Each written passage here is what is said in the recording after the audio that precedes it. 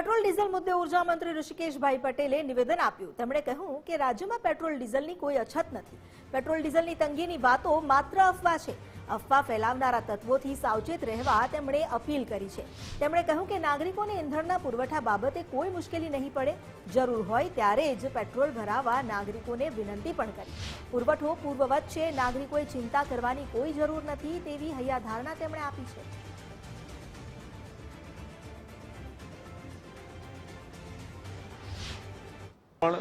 ગઈકાલે પણ અમારા મોના ખંધારજી અને સાથે અમારા નાયબ મુખ્યમંત્રી હર્ષભાઈ સંઘવીએ પણ આ બાબતની અપીલ કરી હતી।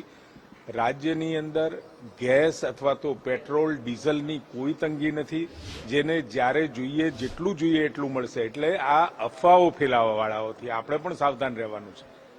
આવી અફવાઓ ભૂતકાળની અંદર પણ ફેલાવી અને લોકોએ કેવું પેનિક ઊભું કર્યું હતું એ સમગ્ર ગુજરાતની જનતા જાણે છે। મારી આપ સૌને વિનંતી છે, આપના દ્વારા વિનંતી છે, ગુજરાતની કોઈ જનતાને કોઈ પણ પ્રકારની મુશ્કેલી આ પુરવઠા બાબતે પડે તેમ નથી।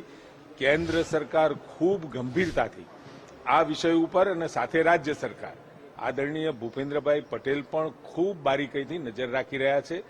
કોઈ પણ પ્રકારની પેનિક થયા વગર જ્યારે જરૂર હોય ત્યારે જ ભરાવા જાય એવી મારી સૌ ગુજરાતના નાગરિકોને અપીલ છે।